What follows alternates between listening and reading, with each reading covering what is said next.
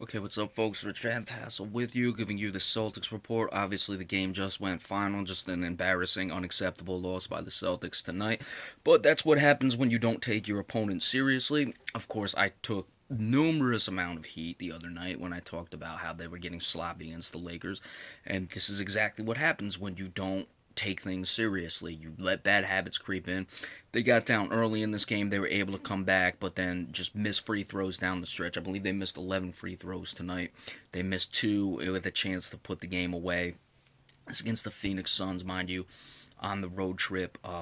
They got a back to back. They now have the Clippers tomorrow night on a back to back, and the Golden State Warriors, and then the Denver Nuggets. So they very well may go 1-4 on a 5 game road trip where they should have had aspirations of being going 3-2, 4-1. They're gonna have to find a way to get this back. But a poor team like the Phoenix Suns, you have to take these games more seriously. They didn't, but of course, people are gonna tell me how I don't know anything, this, that, and the other. I'm an idiot, blah blah blah. I mean, I saw it happening in the Lakers game. They stopped taking things seriously. The Lakers went on a big run. They were able to regroup because they had such an enormous lead against the Lakers, but clearly things seeped into this game tonight, and it was just reckless. They even got there was 4 seconds left when Phoenix tied, and then Isaiah Thomas getting way too cute. Just you can't have these things. This is exactly what I'm talking about, and yet I'm not even gonna rant. People, they're idiots who are gonna give me shit who think they know better. But to quote Jeff Goldblum in Jurassic Park, I hate being right all the time. I mean, you can see this coming when you don't take things seriously. So this is a horrific loss. I'd say a loss like this basically cripples their chances of catching Cleveland for the top spot, and may even let a team like Washington come back in, because like we said, you have 3 more difficult games on this West Coast trip. You have a back-to-back tomorrow against the Los Angeles Clippers, then the Golden State Warriors, and the Denver Nuggets, who aren't great, but certainly aren't any pushovers. So Al Horford didn't play today. He had a couple decent games here. Of course, going back from the past week, you had the nice victory over the Cleveland Cavaliers. Played very well in that game. As we talked about with the Lakers, they were clicking on all cylinders, but then got lazy.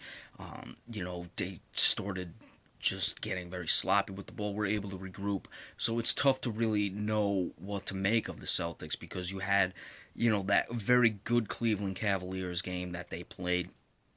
You had some tough games coming out of the All-Star break, and then you had this disaster today of just epic proportions, against teams that aren't very good. And the Celtics, for whatever reason, I don't know why this team seems to think that they're good enough, or they've earned any right to overlook any opponent. You haven't even won a playoff series these past 2 years. I'm not just saying this to hate on the Celtics, but, there's no reason for this team to be thinking that they can just walk out onto the court and do whatever they want, regardless of who the opponent is. And this was just, I mean, this was terrible. Anyone who saw the end of the game, Isaiah Thomas like trying to let the ball roll up the court because he had no timeouts left in a tie game. He gets stripped and let him get the three. Just inbound the ball. 4 seconds, you don't even need to roll it up. You have time to try to advance it more, or just play for overtime. It was reckless. But, as we're saying, there's nothing you can make of the Celtics week. Yes, was the Cleveland victory very good? Of course. But then you just completely throw any good momentum you would have had building off that Cleveland game, the big win over the Lakers, where, as we said, you had that little slip up, and I think the bad habits let it seep into this game. But for the most part, you rolled them, and then you just have this terrible, terrible loss today.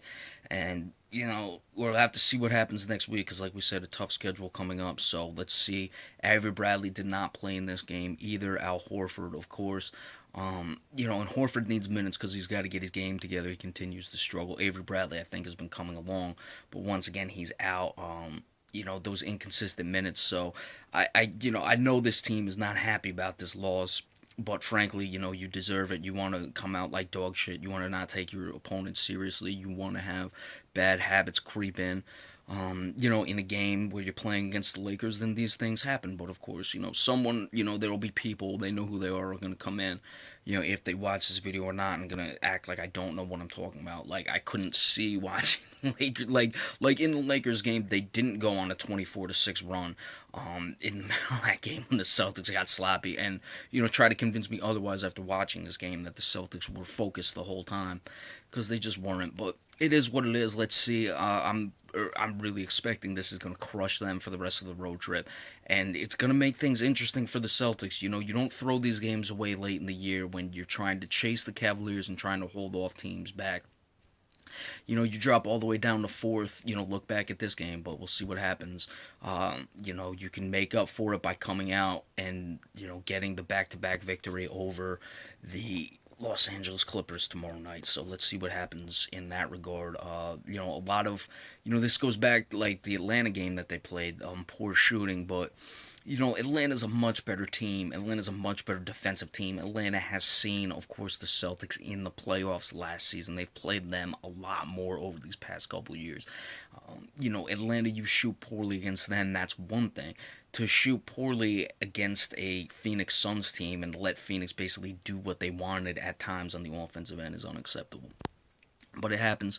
You don't. I'll say it once, say it again. For whatever the fifth time, you don't take your opponent seriously. This is what happens. So, Celtics will have to move forward from there. But that's it for now. We'll catch you next time. Enjoy the rest of your night. Thanks so much.